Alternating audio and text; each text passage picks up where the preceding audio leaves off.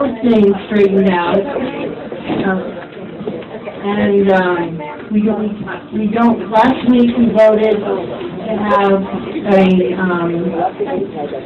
buffet rather than just the less expensive special, and we're going to see how it works out. We're kind of concerned that it takes so many seats away from our group, so we'll have to see how that all works. You'll have to help me at the end decide what to happen. Come on in, we have seats up here. Thank you.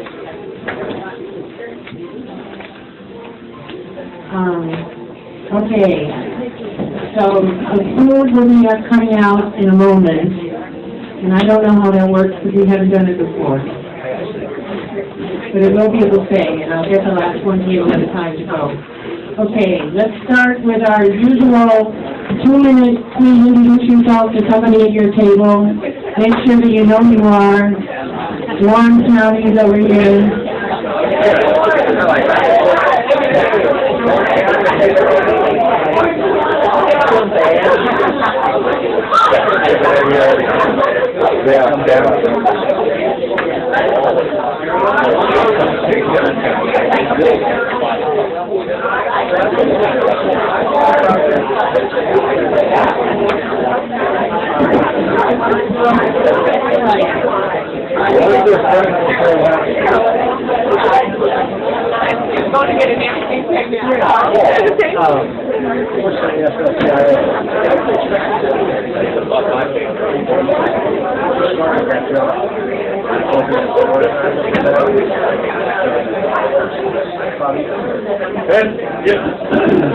You're not billionaires,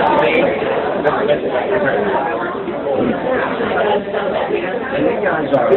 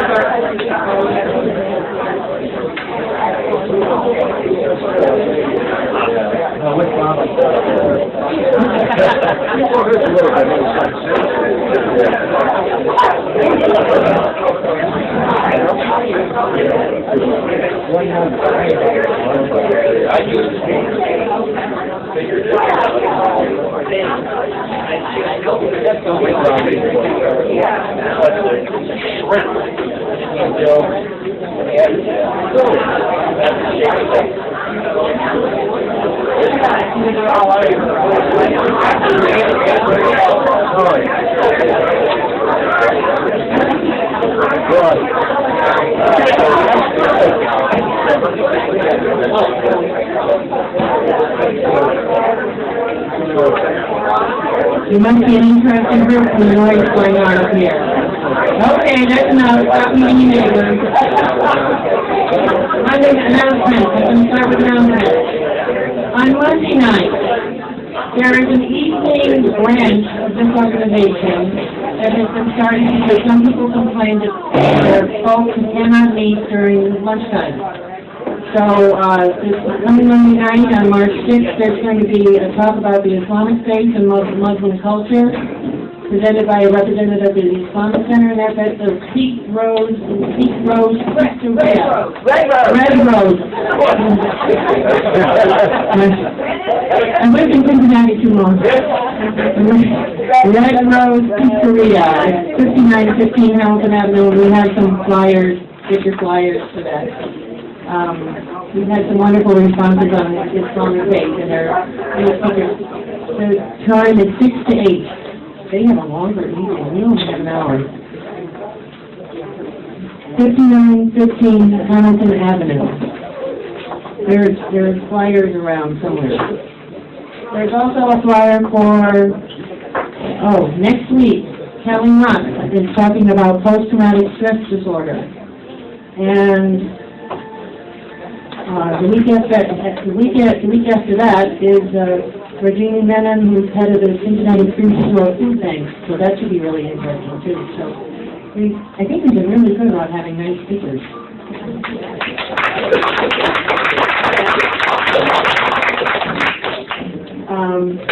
Okay, we're going to have some other general announcements.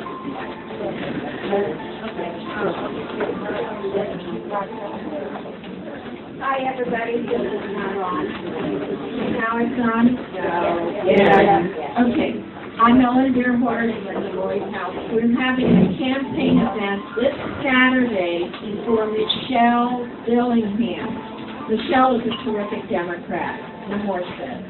Now, it's at 5:30. It's a potluck, and there will be a live band. Folk music. It's called the Public Figure. Is the name of it. Wait! All right, Yeah, we'll be there. Yeah, all right, come on out. Everybody should show. I've advertised this dance stage. Yeah, we're going to dance. We're going to dance. We're going to be silly. So this is the Fabulous House in Clifton. It's very fun, 3901 Clifton Avenue. It's right at the end in Clifton and Lafayette Avenues. So park on Lafayette and come and support Michelle Dillingham. Bring your checkbook, but if you don't have any money, come anyway, okay? The date is this Saturday, which is, I think, the 4th.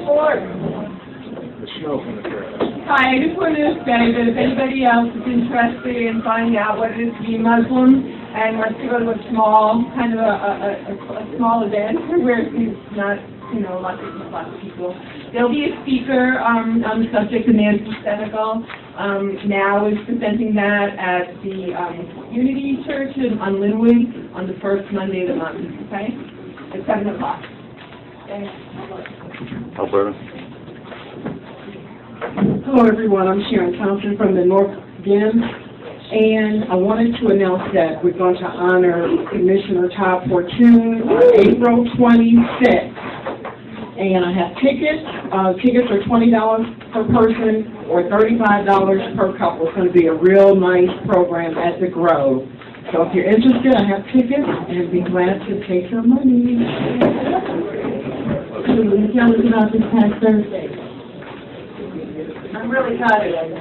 Yeah, Thursday and Friday, we registered new citizens to vote. Closer. And it was really very moving.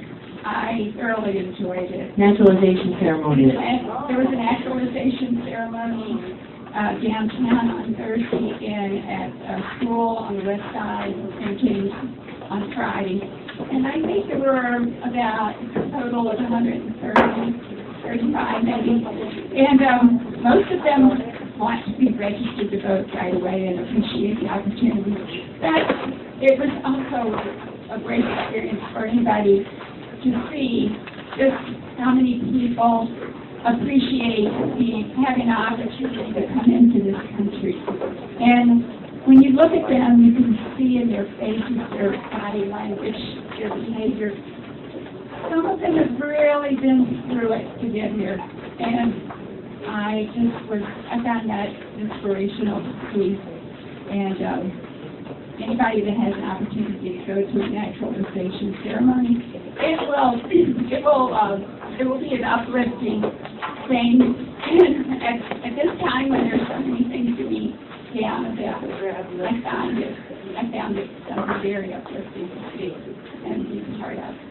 I have to tell you, I am so proud of this luncheon group. We have gotten at least 5 people to work with this naturalization ceremony, and we're working with the legal women voters. And I love that kind of Democrat sneaking into the legal women voters. I have to tell you, I'm very proud. And on Thursday, there were 67 people registered to vote, and there's something special. I've never tried to get people to register to vote. You know, the 67 in an hour is amazing, and it's so fulfilling, and it's really reaffirming. It's really nice. And I'm going to be doing 2 ceremonies in March. The dates are over there somewhere, and anybody who wants to join me, please feel free. I'm happy to have the help. Because when you're trying to collect 70 forms, 2 people just isn't enough, let me tell you. It's really nice to have some extra people. Any other announcements? Oh, yes. Good.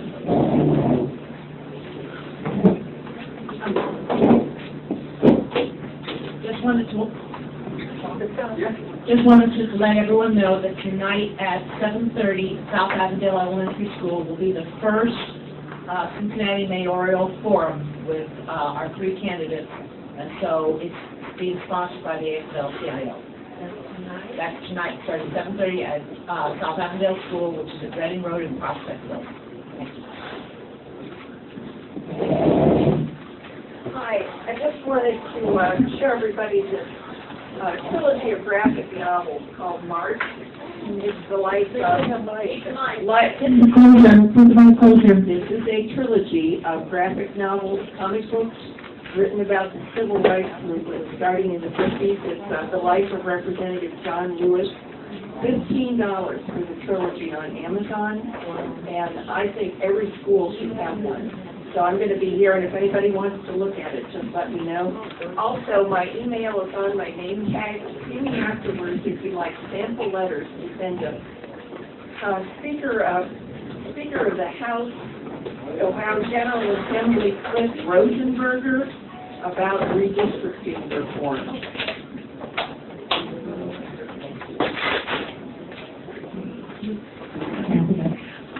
I also have another thing for today.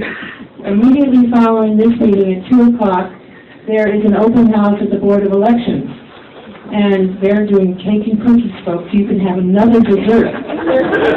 So just today, 2 to 4, I have NOHA is passing out the announcement. So if you're interested, raise your hand and NOHA will get something to you. In Norwood, on Smith.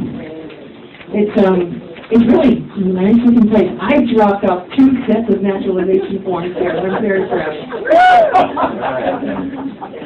Well, don't laugh. I mean, the first time I dropped off, there was 126 people that we had registered in one day, and then the next day it was 67. So, I mean, I'm getting people to vote for it, and it's very reaffirming. Any other people know how it's got? Raise your hand if you want to announce it about things. Do you have an announcement? You have the better microphone. I do. Keep Water Wild is East People Township. We're trying to save 54 acres from commercial development. Walk your dog. Walk your dog. Come to a trustee meeting. It's the first Tuesday of every month at 1500 Whitney Road. No, I have the wrong address. It's on Whitman in Compton. And I think we're making progress. We have a board of directors. We have a budget. And I think we're making progress. But it's important that everybody, one more meeting, show up and let people know that developing this gorgeous, there's 2 ponds, there's great blue herons, there's deer, there's even a red fox that we spotted, so it's a gorgeous place, and they want to love it. So we're fighting for It's an off-leash park, if you want to know. And my dog loved it. Love it. Continue on. Joe Salvato, Springdale. On your tables is a handout called Ohio's Energy Future, No Time to Waste. This is a handout from Ohio Citizens Action. And what they're encouraging us to do is to motivate our state senators and state reps to move forward on clean energy jobs with clean energy. And what this provides some background on the Ohio Renewable Portfolio Standard, which is saying we're going to have 12.5% renewable energy by 2025.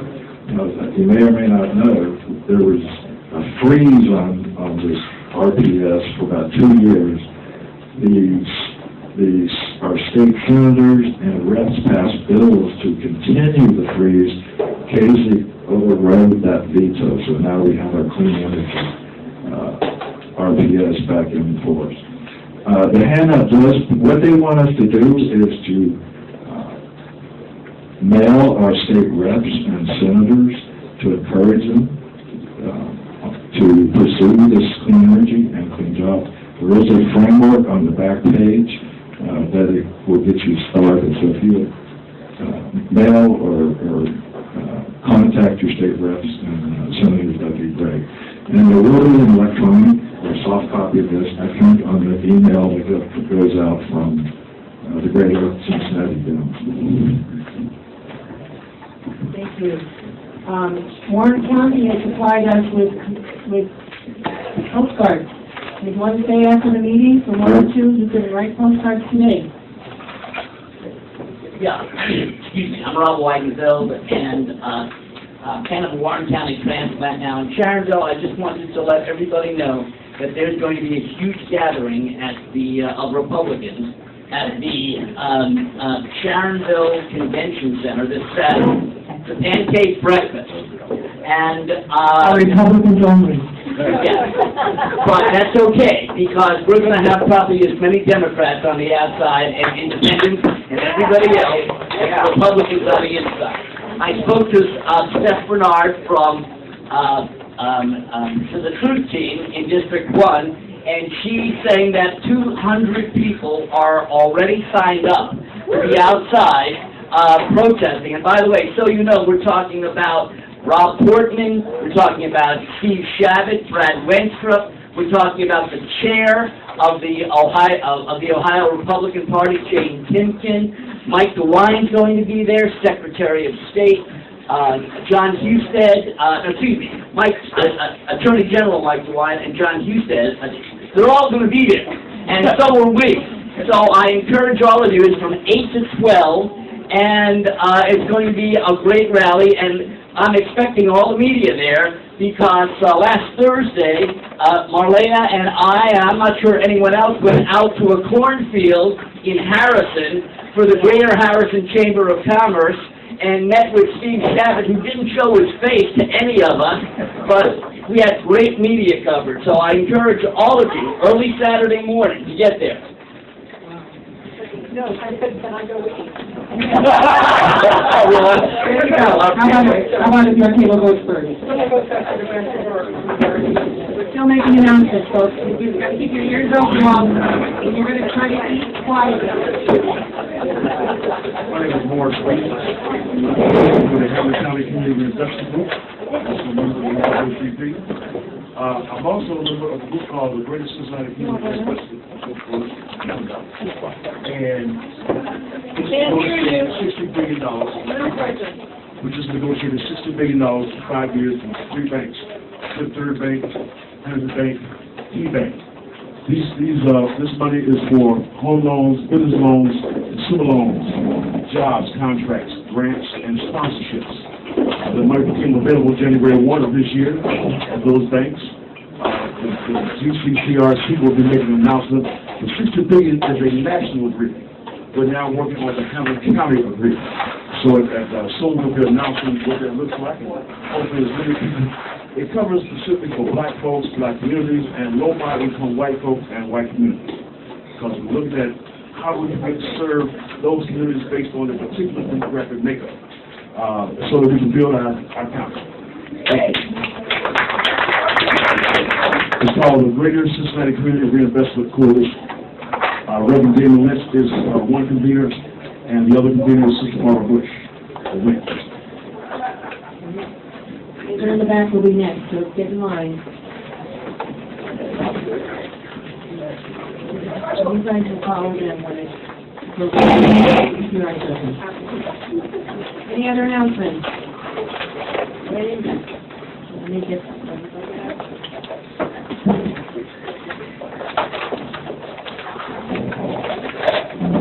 Good afternoon. My name is Kelly Fraser. I am a candidate for Cincinnati City Council, but I'm also an executive committee member of the NAACP.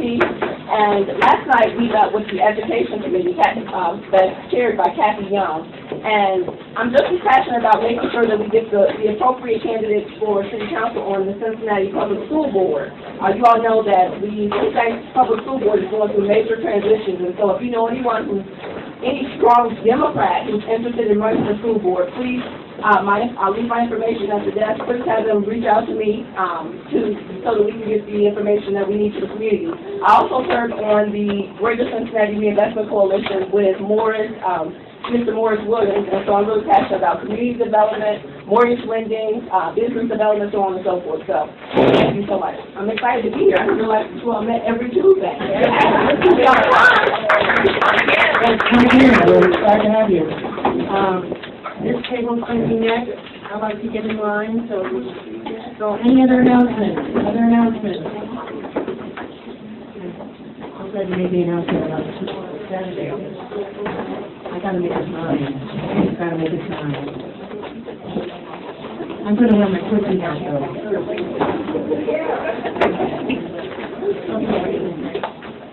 Restrooms, let me get this in general restrooms. Restrooms are out there and a little bit to the right. This meeting is from 1 to 1. You can stay until 2. You have an information table over at the bar. That's how we write our program. Let's see. We're asking for suggestions on the buffet and how this works. Maybe a little earlier or something that we can have that. Okay, let me introduce our speaker. Our speaker today is Rob Richardson Jr.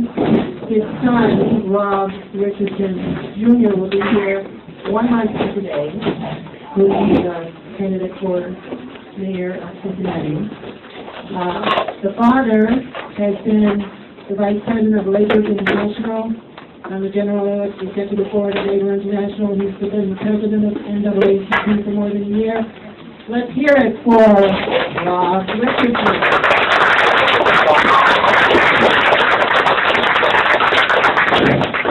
Thank you. Dr. Costa. My name is Robert Richardson, and I'm here as president of the Cincinnati branch of the NAACP. And the first thing I should say is a disclaimer that we're a nonpartisan organization and we don't support candidates or political parties. We support issues entirely. So with that, and speaking to you as president of the NAACP, I'll stick my foot off because just before I left, I was with my son.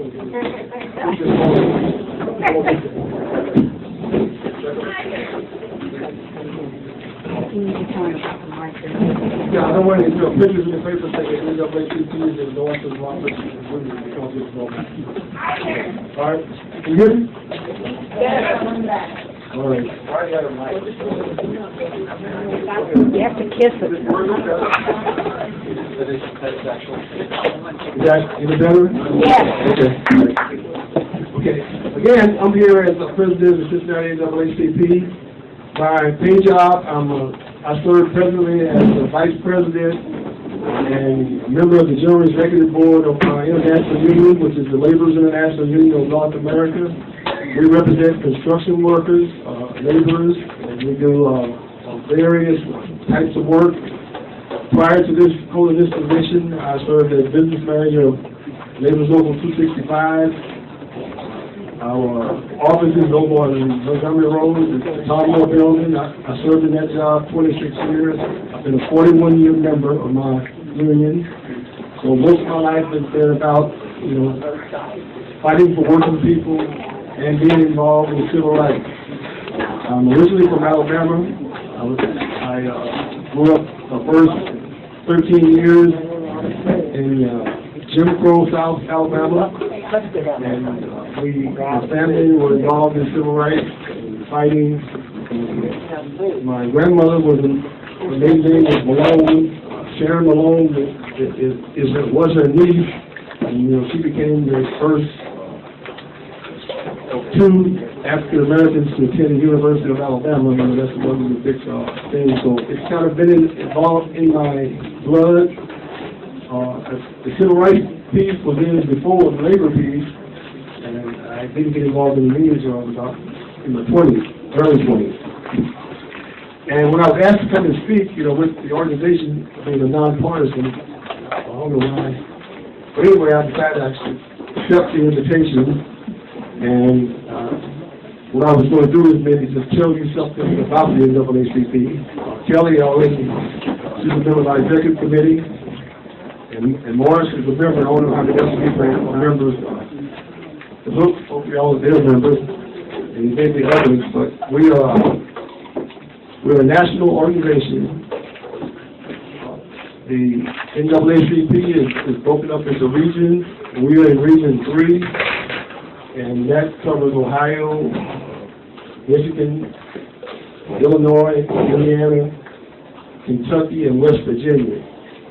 And within each region there are state conferences. Cincinnati is part of the Ohio conference of the NAACP, and we are the local unit of the NAACP in Cincinnati.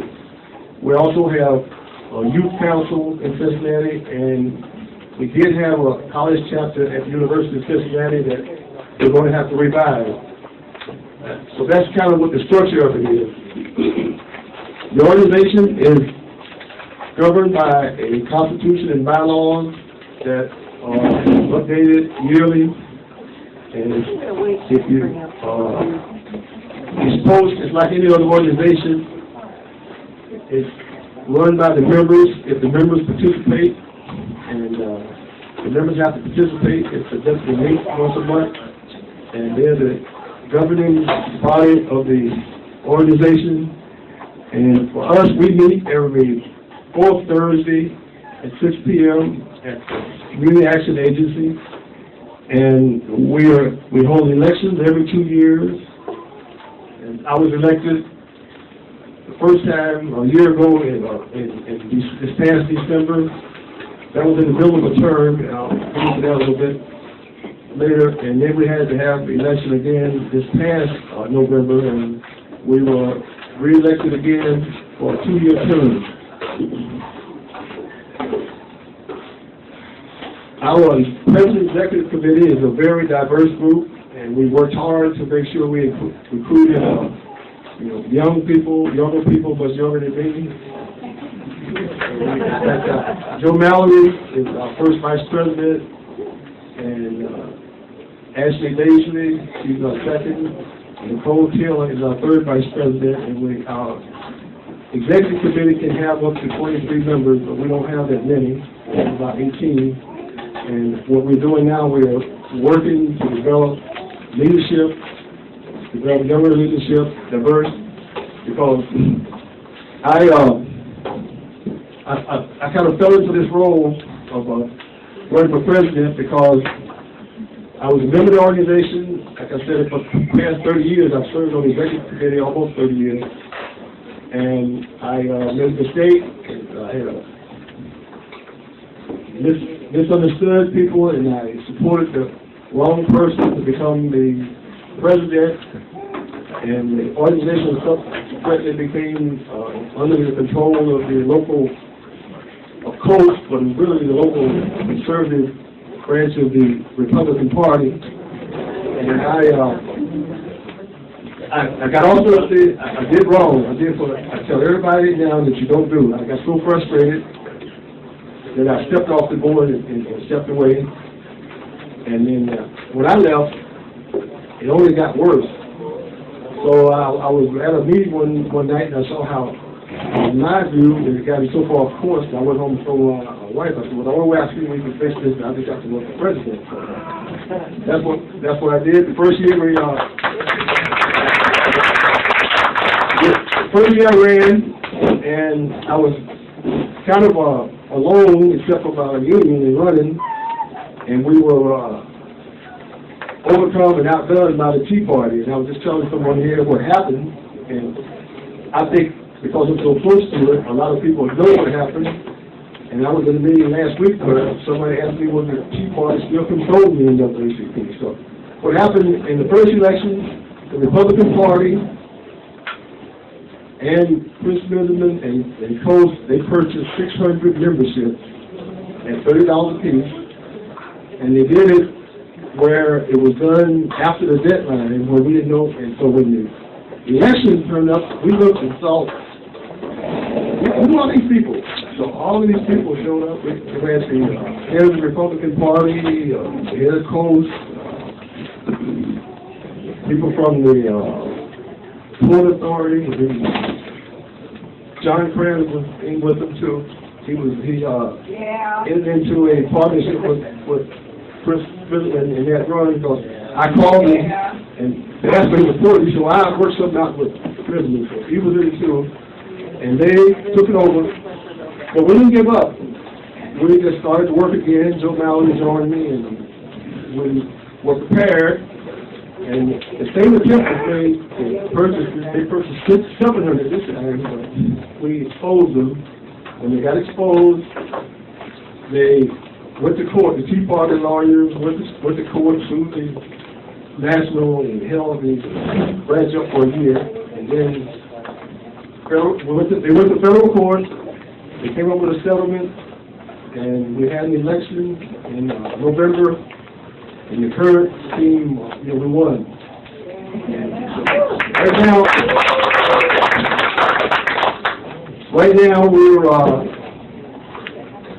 in the process of rebuilding. And the way the NAACP works, everybody that's an elected officer, an executive committee member, by Constitution and bylaws, cannot be compensated. The only person that's compensated at NAACP right now is the office staff person, the office manager, and we are funded through fundraising. That's done generally. Our main fundraising event is the Freedom Fund Dinner, which occurs usually in the fall of every year. And because of all the unrest and whatever, we haven't had one in 2 years. But we were able to raise a little money during the convention that was here this past summer, mainly with the support of people from organized labor and a few other friends. So, some people have said that the NAACP has been taken over by labor unions. Now, historically, labor and the NAACP have been shoulder to shoulder. In fact, back in the day, when the fight was really going on in the South, there was organized labor that saved the NAACP because they had, in Mississippi, they had manipulated, and with the way the situation was set up and the laws and the judges, they had the NAACP in the bind where it was going to go out of existence because they couldn't pay the fine.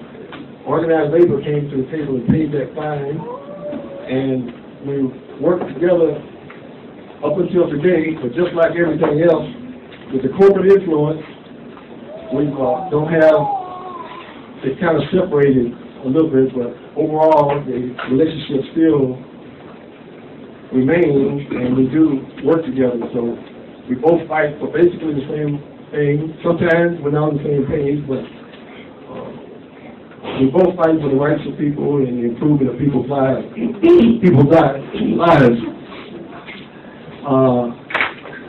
When we took over back in a year ago this past December, the phone was off. We didn't have anybody in the office. We couldn't get a hold of the records and everything. So we finally got back up to where we had someone in the office on a volunteer basis. We got the phone back on to the answering machine off. And as soon as people were aware that we were back in business, the phone started to ring not constantly. We would get probably about 15 calls a day of people needing something, needing some kind of help. They look, some people, when they need some assistance or they ran out of options, they call the NAACP. So we had, some of them were, I get to you, but we couldn't do anything about it. A lot of times those people who, they were already in jail, they had been sentenced, and they said it was done wrong. It may be somebody at a school saying that they were discriminated against. But anyway, people have a perception, and I say this all the time, that the NAACP is an organization that has a full staff there waiting to take care of problems. And it's made up, the people who are the officers are all volunteers. And our goal is to raise enough funds to have an executive director like some of the branches have in the country that I feel are the most successful. And I firmly believe that if we don't reach that level, we won't be able to do our job because some of you people may have heard this before. Just like today, if I didn't have an employee that supported me, right now I'm supposed to be at work. And I'm invited to this meeting and that meeting and the other meeting, and all of them are mostly in during the daytime. And when I go to these meetings, there are people there who, they may do this piece in civil rights, this piece in advocacy. But all of those people, they're full-time, they're on the payroll, somebody's payroll. But we're charged with doing the hard work. I'm not complaining, I just want you to understand how the structure is set up. But we do the best we can, and our goal is that we're going to try to raise some funds and have an executive director and get back to what I feel is the mission of the NAACP, which Post and the other people took it off. They took it to another direction, was working for the party, working for getting on the city council, etc. So I have here what the mission is. The mission of the NAACP is to ensure the political, educational, social, and economic equality of rights of all persons and to eliminate race-based discrimination. And, you know, that covers a broad area. And we're coming back, as Kelly just mentioned, the Education Committee met. We're working and monitoring, and hopefully we can be a part of making sure that the preschool promise works out like it was promised to do. We were skeptical, but in the end, we couldn't go against the school levy because of the preschool promise. So we have an education committee that's active. We have representatives on the CPS that's helping formulate the structure for the preschool promise. So that's a big issue for us right now. We're also monitoring the testing trial and following up with the University of Cincinnati on the UC police and their policing policy, and of trying to correct the situation where they end up with a police force of approximately 80 people, with only a couple of them being African Americans, and then they police a community that's majority African American. And that is ongoing. We're also monitoring. We have a representative that the mayor offers us a position on the Economic Inclusion Advisory Commission. I personally, I've been very involved in that for my career as far as construction, and haven't seen a program that works. And we've been trying to get to see what the city is doing. We hear a lot of conversation. We hear that some of the work is going to a few people, but nobody can tell us who's getting all of this work that the 60 million or 20 or 30 million is going to. And what we want to see is a program that really helps African American small companies build capacity and become strong enough to where they can get work on their own. And we don't want to see the money being given to front or given to a few people and not really helping the community. And so that's a major concern that we're working on. And we also want to get back into one of the basic things that we do is voter education, and get out to vote. And I don't have to tell you how important it was in this past election. From the African American perspective, I'm sure you all heard when Trump was telling some of his supporters about he was thanking the black community for not showing up and not caring, and he said that was one of the major reasons he won, and that could be true. He actually said that. So what we want to do is we can't tell and won't tell people who to vote for, but you need to vote. And they were talking about the new citizens and how anxious they are to vote, and unfortunately, for whatever reason, the black community, some people just become what they are. There's just no hope. It doesn't make any difference. They don't vote. Well, it just wasn't that long ago that you could die just trying to register to vote if you were African American. And And I think a lot of history is missing, that people don't understand that. But we're going to get back to working on that more, and in addition to a few other things. You see the legal factor. Well, I think that's about the majority of what I was going to say. Morris mentioned about the Fifth Third. We have Kelly is our representative to that committee, and as he mentioned, I don't know how many people know what happened there, but the reason why that money is available is because Fifth Third discriminated against mainly African Americans and Latinos in giving out loans, and they were actually miscaught doing it by the commission that oversees the bank, and they got penalized in a fashion where they can't expand, and they're not in good standing with the regulators until they address that problem. And as I understand it, an example of what they were doing, they were working in one of the cases with car dealers where they would let the car dealers make loans to the customers, and they would provide, the money, and they would have a minimum rate that they would want from them to get. And the car dealers, with their okay, would jack up the real interest rate that they were charging African Americans and Latinos and poor people. And other people, they weren't jacking the rate up that much. And that's one of the things that Fifth Third got caught doing. So they tried to get back in good standing by showing that they were going to do something extra through the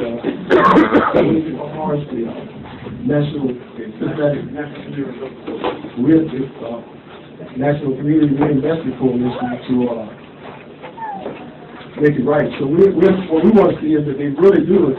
Because I've seen so many things where they form a commission, say we're going to do something, hire somebody that's sophisticated and write us a report, read the report to you that we did it, and in the end, the people that were supposed to get help are in the same condition they were before it started. So we're hoping, and by working with Morris and the committee, that we can help make sure that that really happens.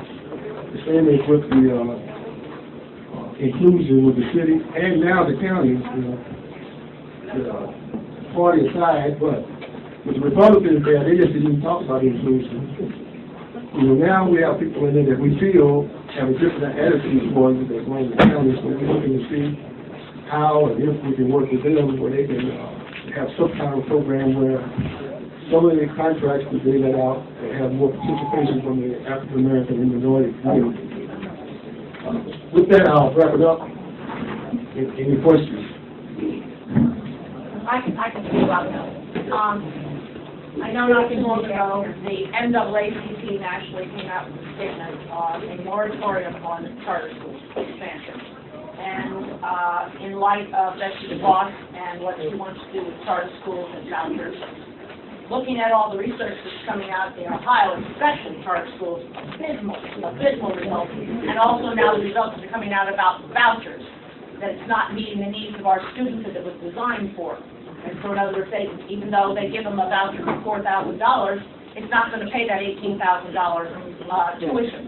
So therefore, the whole idea of cashing in on kids, because that's what vouchers and charters are about taking our public dollars and giving them to private schools. Are we still in complete support of this with the NAACP? Yes, national is, and personally, I haven't supported charter schools.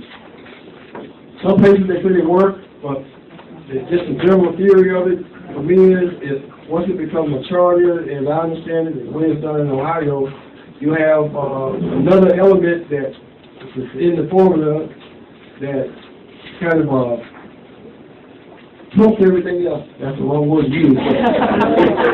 It's profit. You got to get the profit, and then you squeeze down the salaries and the kids and everything else. You have to make that profit first. For public schools, you don't have to make a profit. And I just, they're not supervised enough, and they basically are just taking money away from the public schools giving it to private people, and that just making the problem in public schools worse because, you know, the charter didn't they can take who they want to, but the public schools have to take everybody. It's me. Put your mouth. I am next. Sorry. Very close, So, very close. okay. I understood. First of all, thank you. I am a member of the NAACP, and you don't have to be white. You don't have to be black. You can also be white to support the NAACP. So, if anyone is interested in supporting their work, you can join. Second, that I would like to know whether there is, and speaking about inclusion in the workforce, I have some properties, and all my contractors, and the recommendation of other, that I asked from people, for contractors, are all white people.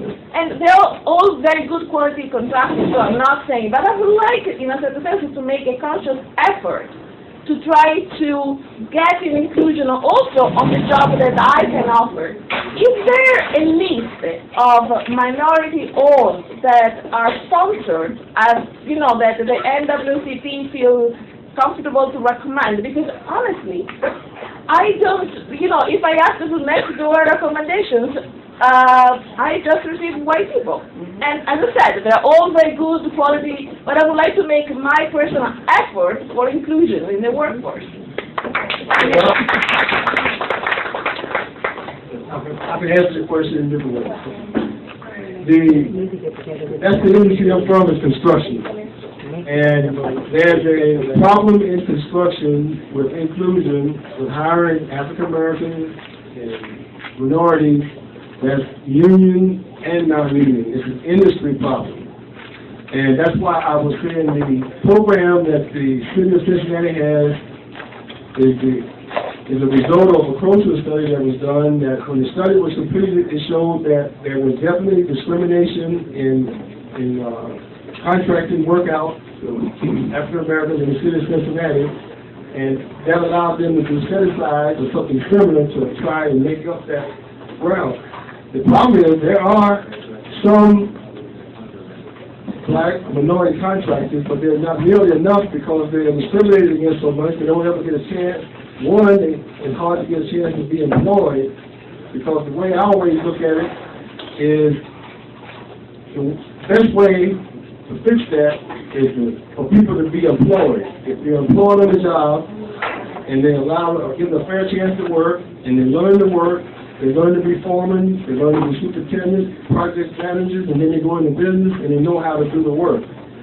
But we have a problem where both, even people that have been successful enough to have their company, they're discriminated against as a company, and then we have a problem with people trying to enter the industry where they're discriminated against and getting into the industry. So that's supposed to be part of what the city of Cincinnati is doing with their program.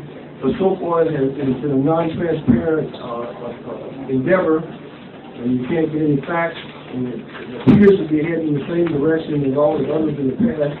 So that is a problem, and we at the NAACP, we don't have a list of contractors to recommend, but the African American Chamber of Commerce may have some. We may check with them, but you still will find that it's not enough out there, basically because of discrimination. It's been historical discrimination for years and years and years and years, from the employment perspective and from the perspective of where someone is fortunate enough to build a company, they still are discriminated against by the industry and by government.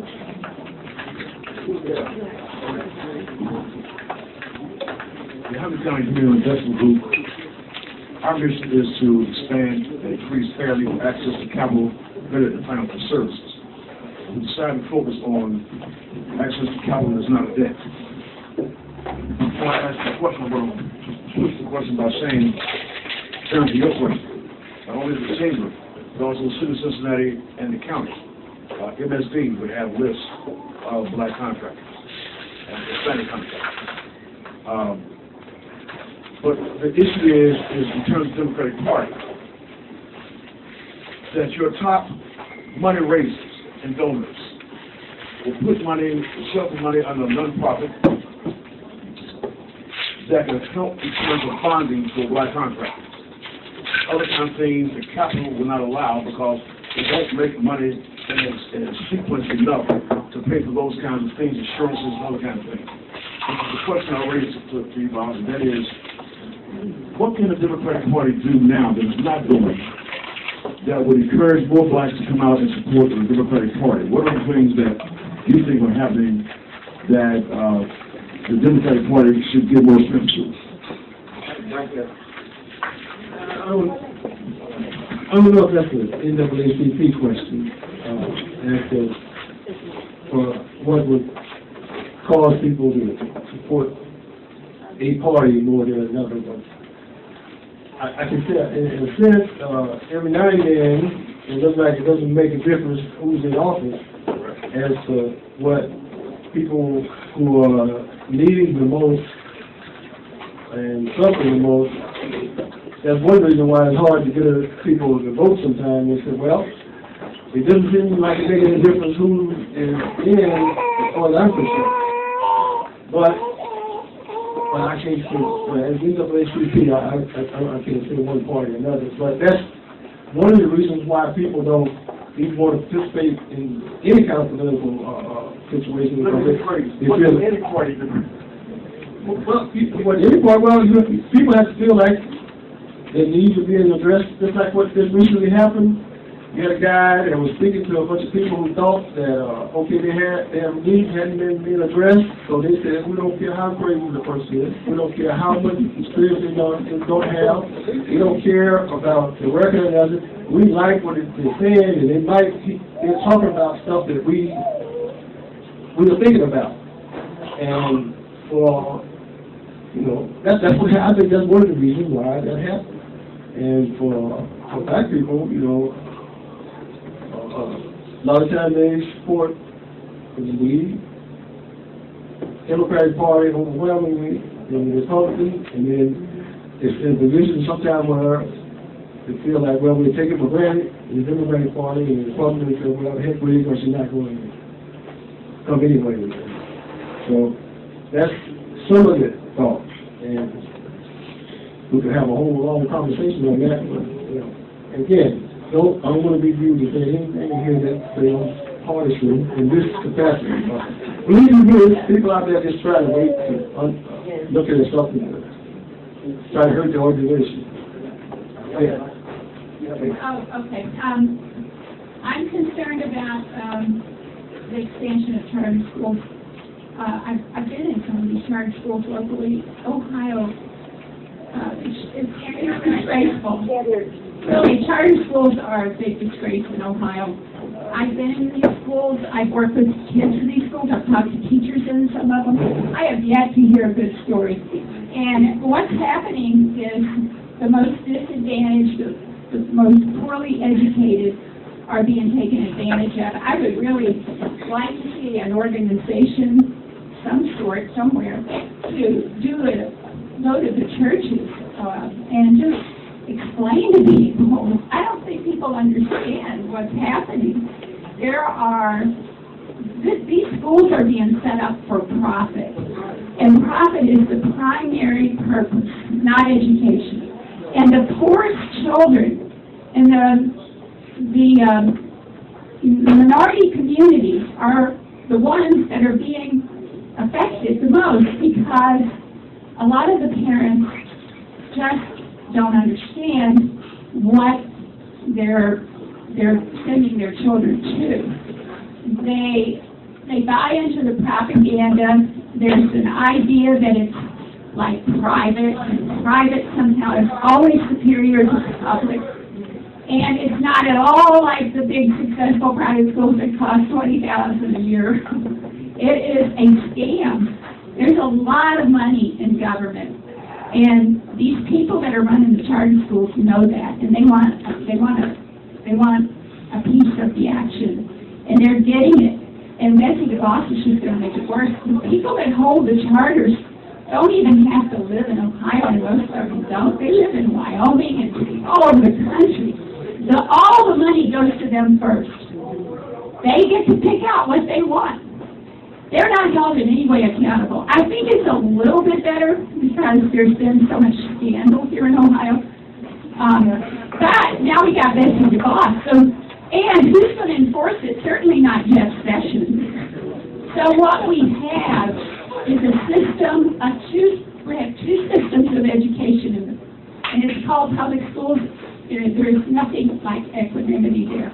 We have public schools out in the suburbs, people love, they're highly supported, and in the urban areas, we have charter schools competing against public schools for money only. There's nothing going on in those schools that is redeeming. And it's a disgrace. And somebody has to somehow get the word out. I think there's a whole lot of people that just don't know.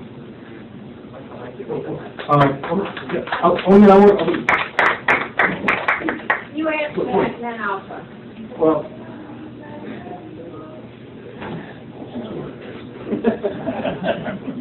Well, the charter school situation for Ohio started where? And with my international union, we would have meetings where questions come up of spending large amounts of money for senators and the House of Representatives and the President and different committees. But for me, the problem starts local. The state of Ohio had to adopt the charter. That came from the state reps, state senators that we elected, and governors that we elected. And the way to tackle that is who we have to be much more active at the local level, county, and state. So that's where these problems have. Right to work, a big problem for unions. I know times we were just spend senators and representatives, and they just filibuster. And the way right to work happens is the state does it. And it's done by the governor and the representative, the Senate, and the House in each state. And they're elected in local areas. And I think we just not involved enough, and we don't hold our local officials accountable enough, and they kind of just doing what they want to, and it's just gotten out of control. We got to get back to basics. I think we just got to get back to basics. My turn. Hello, I need to know how I can join again the local NAACP. Is there a website? What is the URL? I'm with you. I'm glad you asked that. And you can do it this way, or the website's on the bottom, or that way. So I have some applications up here. Anybody that wants to join, and as she said, it's not just black people. As I tell a lot of people that the struggle, and fighting through the struggle, it was not won by just black people doing it. I mean, we had the support of a lot of white people, and a lot of people who cared and were good people. So our organization is the same way, and so it's open. And we like to. One of our goals is to rebuild our membership, raise funds, be the executive director, and do our job more and better than we're doing now. We're doing the best we can now. It looks like time is up. I see somebody moving next to me. She's probably ready to grab it. She told me she likes to start on time and end on time. So we have one more question. Okay. It's actually not a question, it's a response to the gentleman who was sitting here about getting black voters out. In the last election, I canvassed in a lot of black neighborhoods, a lot of white neighborhoods, and I had many doors closed on me, and the usual reason I had the doors closed on me was because people said it doesn't make a difference. And when Democrats say it doesn't make a difference, then we elect someone like Donald Trump. And the other thing, so I guess our job is to let people know, especially economically disadvantaged people, that it makes a huge difference. And these people have to understand that just closing your door and saying it doesn't make a difference is not going to improve our situation. The other thing I had heard, and I've heard this more predominantly in black neighborhoods, was that many people were going out to vote, but they didn't understand that they had to vote not just for the president, but they had to vote down ballot. And I had to talk to a number of people to get them to realize that even if we elect Hillary, if she doesn't have a supporting cast, we won't be able to get much done. So they also have to be convinced, and that's everybody, that not only do you vote for president, you vote down ballot, and you vote in off-year elections, because that's when the supporting cast gets elected. Thank you. That's what voter education is, and that's all a part of it. And it's hard to get past the fact that the people that you were talking to, if you look at the neighborhood they were in, they've probably been in there for 2 or 3 cycles, and they're saying, okay, I was here then and there, even though my view is, if all the black people vote, then the issues will be paid attention to. But they have a tendency not to come out like they should, so their issues are not addressed. And it's almost like a self-fulfilling prophecy where, okay, my vote doesn't count, I'm not going to vote, and the politicians say, well, I don't need to worry about them. Every now and then you get somebody that maybe really cares and try, but usually a politician is worried about re-election. Right. And somehow it has something to do with money somewhere. If it's not directly, it's indirectly. It's also voter suppression. I mean, it happened right here. It happened to some of my son's friends. They went to vote. He had everything. We had looked it up, and they told him, well, no, you're at the wrong place. Somebody took him to the side and showed him he could vote. They were giving out those provisional votes just like that's tell you know what I say, if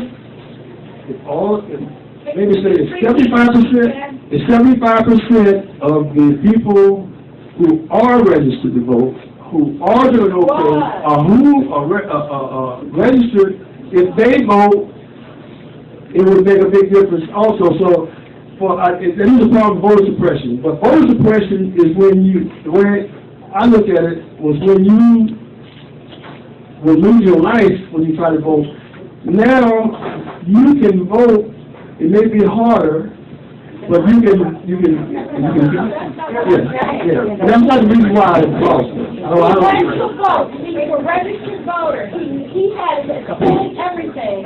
And they were telling him, no, you're not supposed, okay, he was a registered voter, young guy. I had checked his ballot and everything, told him where to go to vote. He went to vote that day, just this past election. And they were telling him he had to do provisional voting. And he called me. He said, why am I doing this? What is this? And I told him, don't stand for it. Go back. And he found someone who supported him, looked like him, and she helped him vote. We also had incidences where you were supposed to be at table A, and you accidentally went to table B. They told you provisional voting. That you not to walk over to table B and go vote. And I'm not making this up. Well, I can't have those details, but I'm just saying, the fact that they didn't come out, we did. It's supposed to be a Democrat and a Republican. It's supposed to be a Democrat and Republican there monitoring that process to make sure that that's not happening, but I don't know what happened. I just wanted to say, I think we all have to fight hopelessness. Only about 28% of registered voters voted for Trump. We've got to fight the hopelessness. I think we agree that education is the answer, and I want to thank Rob Richardson. Thank you.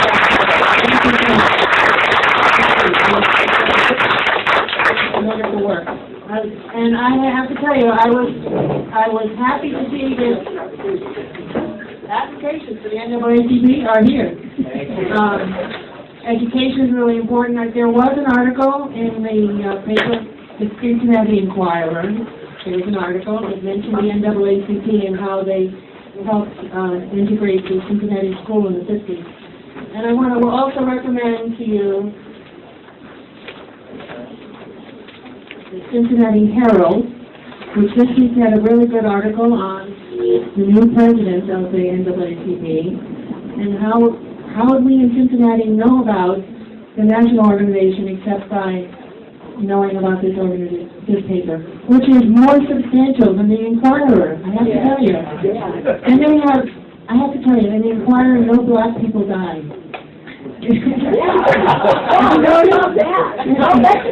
Right, but they have good representation in this paper.